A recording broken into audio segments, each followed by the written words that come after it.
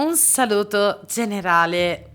Questo sarà un video breve dedicato ai transiti ravvicinati del mese di maggio.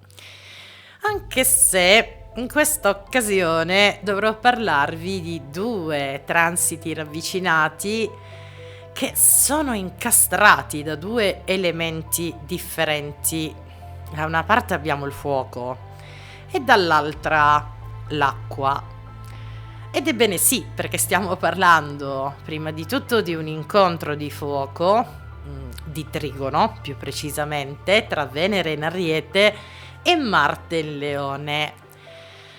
Diciamo così, nella giornata del 22 maggio, alle ore 7:41 di mattina, entrambi si incontreranno posizionati al 15° grado e 59 millesimi. Ma in realtà questo trigono sarà ben attivo sino al 25 maggio più o meno, Però il mio occhio non poteva non finire di fronte ad un altro transito ravvicinato. Perché nella stessa giornata, sorrido perché io giustamente quando apro le effemeridi guardo tutto e troverò sempre qualcosa da includere. Anzi, proprio nell'istante preciso in cui si incontreranno Venere e Marte, la Luna sarà posizionata nel segno dei Pesci. Una natura che appare veramente molto diversa se stiamo a vedere, sia nei confronti di Venere in Ariete, ma anche di fronte a un Marte in Leone.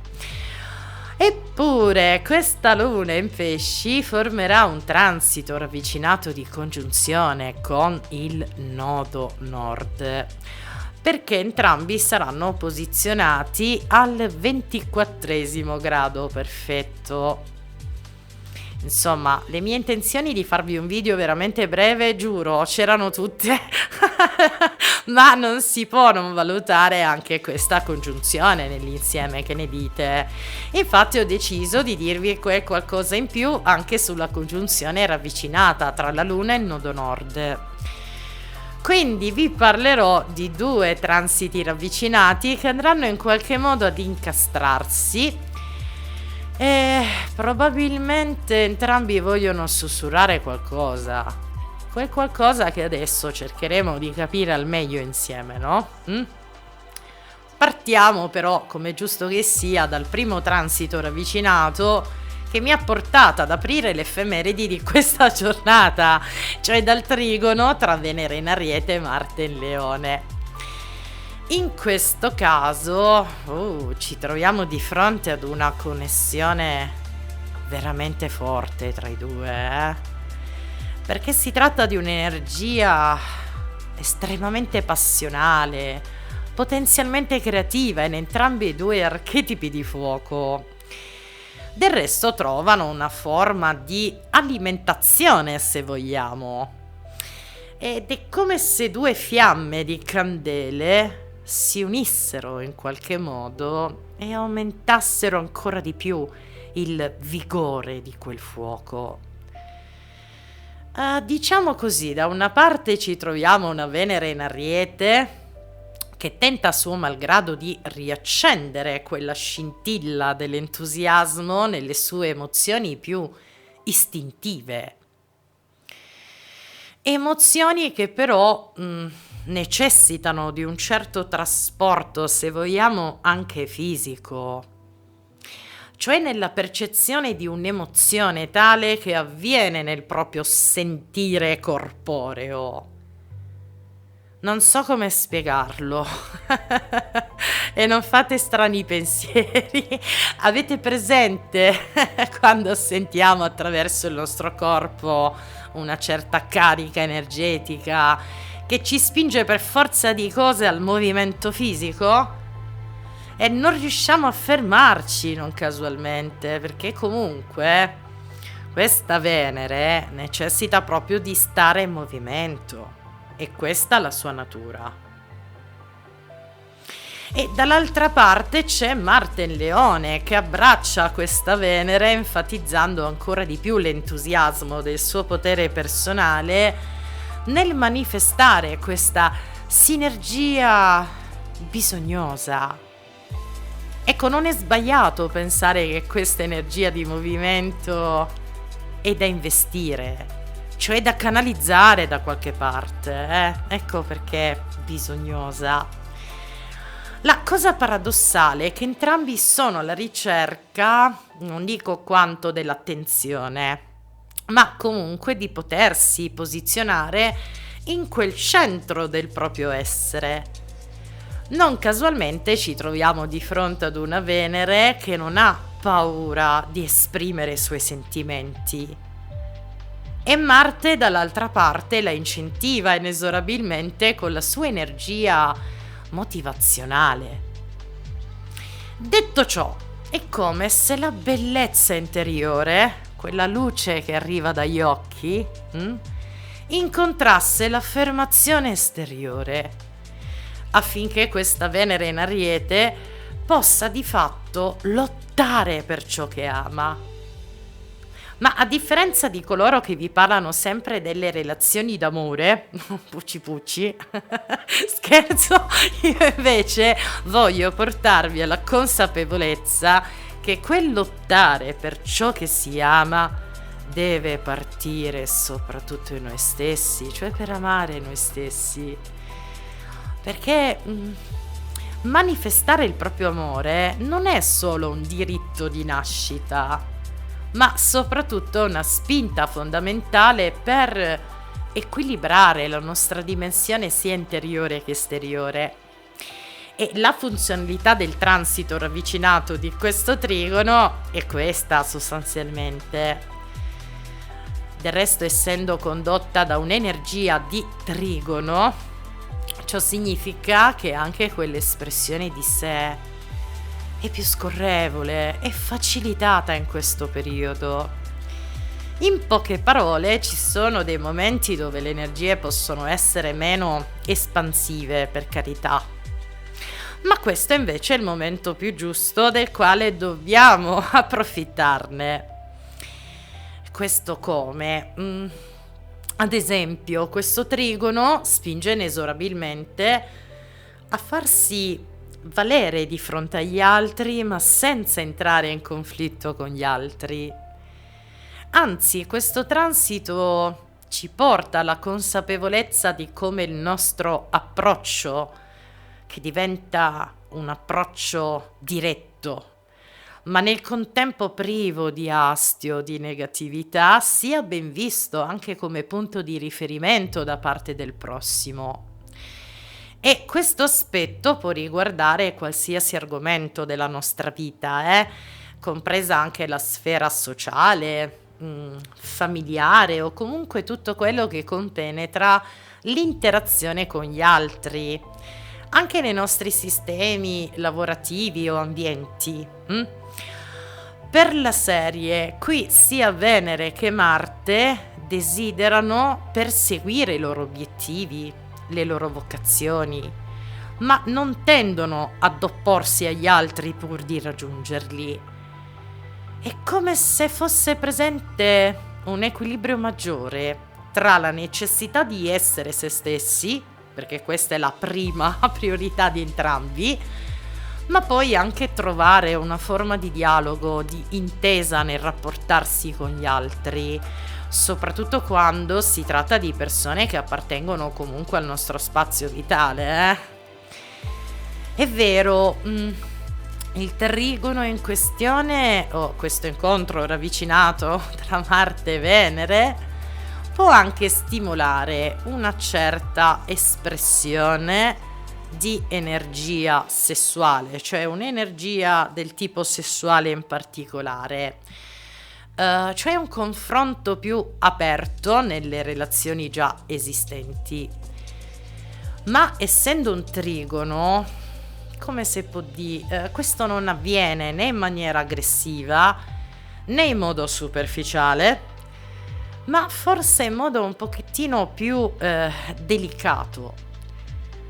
Può essere un transito che stimola anche cuori solitari alla riscoperta di nuove passionalità in campo amoroso?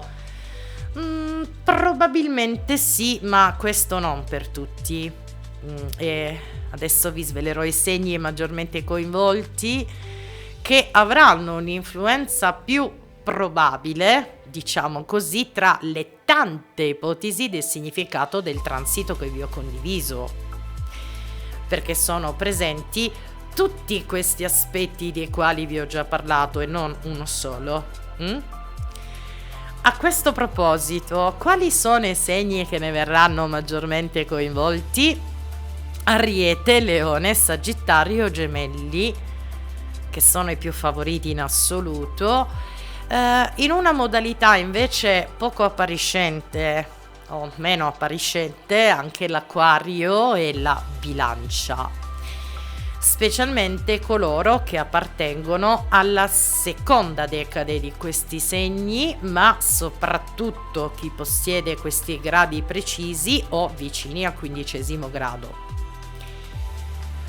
A questo punto cambiamo completamente capitolo, perché se iniziamo un capitolo nuovo e resta ad osservare l'altro transito ravvicinato, che sarebbe la congiunzione che si forma tra la Luna in Pesci e il nodo nord. Qua le energie sono completamente diverse, cercherò di spiegarvele al meglio. Poi voi, mi raccomando, se avete da fare delle domande, scrivete anche sotto nei commenti, se posso e quando posso vi rispondo.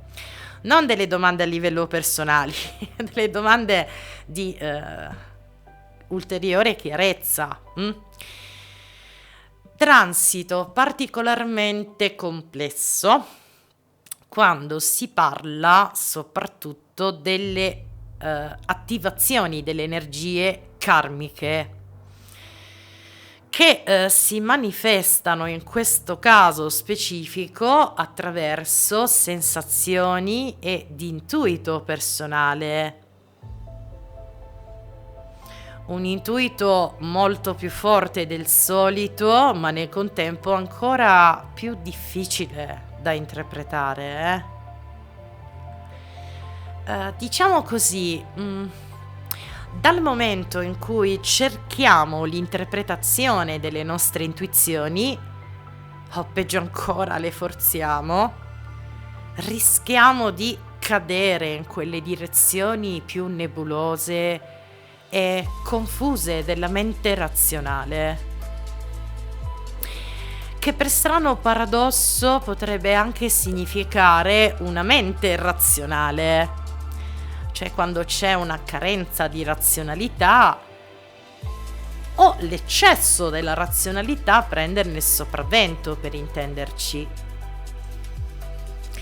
Semmai questa congiunzione estremamente potente, che cosa fa? Ci ricorda di seguire la fluidità delle nostre intuizioni spontanee, questo sì, ma senza focalizzarsi in questo istante preciso del perché di alcune cose. Del resto vorrei ricordare che la congiunzione è un transito di aspetto duale che può provocare delle energie potenziali e benefiche, ma nel contempo anche più difficili da mantenere nel principio dell'equilibrio. Dipende sicuramente da noi soprattutto, ma specialmente in questo caso, quando c'è persino una luna coinvolta in nodi lunari, e poi soprattutto quando avviene una forzatura inconscia o più consapevole da parte nostra nel fare l'esatto contrario di quello che dovrebbe essere la funzione del transito. Non per qualcosa, ma perché qui l'archetipo dei pesci, e non sto parlando quanto del segno, ma proprio dell'archetipo dei pesci, ne viene amplificato in una maniera esponenziale, sia a livello sensibile ma anche a livello sensazionale. Detto ciò, ci troviamo di fronte ad una sensibilità molto accentuata, anche dei desideri inesplorati o inespressi che non sono da confondere con quelle aspettative che derivano dalla personalità umana, però. e che per strano paradosso, di nuovo, essendoci anche un'attivazione karmica al di dietro, può anche presagire che questi stessi desideri che stiamo contemplando in questo preciso istante, li abbiamo sempre confabulati anche nelle nostre esperienze precedenti, alimentando poi quel carico attrattivo di negatività a causa delle nostre stesse emozioni. Piuttosto, fermiamoci un attimo. Questa congiunzione nasconde un potenziale molto più armonico. Quando cerchiamo di lavorare sulle nostre aspirazioni, le nostre vocazioni, le alimentiamo o cerchiamo di mettere in luce quali siano le vere aspirazioni del nostro essere, imparando così ad ascoltare l'autenticità delle nostre emozioni, dei nostri veri sentimenti, ma senza prenderli in una come se di tonalità di verità assoluta. Perché semmai questo è un transito che ci espande alla consapevolezza di quella cosa in più e non quanto di cosa ci aspettiamo di ricevere, ma di quella considerazione che non abbiamo mai valutato, visto prima. Però non è il momento di mettere in circolo quella forzatura dell'interpretazione, mi raccomando, perché dal momento in cui agiamo in questo modo non stiamo facendo altro che alimentare attraverso le nostre stesse emozioni e i nostri pensieri quella stessa energia di risposta che tanto ci ritornerà indietro, come è sempre stato del resto. Ma questo perché siamo anche noi che ci fissiamo su pensieri e su quelle emozioni. È come se questo transito ci spingesse alla consapevolezza di dover essere più flessibili, soprattutto a carattere intuitivo, perché l'inflessibilità non è una buona cosa, in alcune cose può esserlo, ma in questo no. Anche perché determinate rivelazioni avvengono in maniera fulminea proprio nel momento in cui non le stiamo cercando. Nell'esatto momento in cui non le stiamo neppure pensando. Questa è la vera intuizione, quella che non viene provocata da una ricerca di visione, ma che accade spontaneamente. Perché quando accade spontaneamente, ciò significa che siamo pronti ad accoglierla e riceverla. Poi vabbè, questo lo dico soltanto per pochissimi di voi, o per pochi di voi. È vero, ci sono altre tecniche per chi è preparato molto al riguardo, intendo per la ricerca o richiamo di determinate visioni intuitive. Le conosciamo, sia quei pochi di voi che io, no? Ma questo non è un transito che le favorisce, anzi il contrario.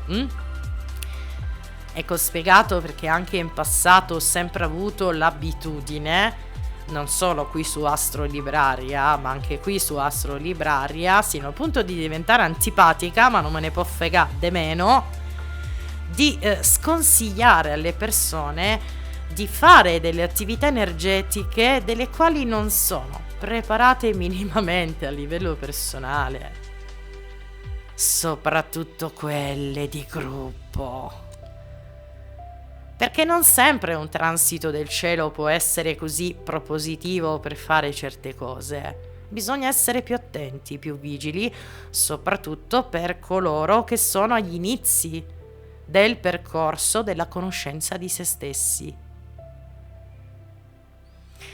Tralasciando quest'ultima parte, che era veramente per pochi, quali sono i segni che ne verranno maggiormente coinvolti? Cancro, Scorpione, Pesci, Toro, Capricorno, ma ribadisco tutte le attenzioni che ho rivolto nella spiegazione del transito, perché è potenziale, ma non è un transito così sorprendente e scorrevole, soprattutto se andiamo noi a forzare certi meccanismi. A maggior ragione per gli altri segni mutevoli, Gemelli, Vergine, Sagittario. E vorrei ricordare i gradi precisi, cioè il 24° grado, quindi coloro che avvertiranno di più questo transito o avranno questi gradi precisi o vicini al 24° o appartengono tendenzialmente alla terza decade. Ecco, gli effetti possono comunque percepirli, chi più e chi meno. Bene, per il momento è tutto. Spero e mi auguro che questo video di astrologia sia stato di vostro gradimento, ma soprattutto di utilità. E ci sentiremo sicuramente questo fine settimana, perché ci attende una bella luna nuova in Gemelli da osservare con attenzione. Non vedo l'ora, avevo proprio bisogno che arrivasse questo nuovo ciclo lunare, e soprattutto mio cugino Daria dei Gemelli che stimola a nuove energie, ma soprattutto ad alimentare anche un nuovo intelletto. A presto, un bacione.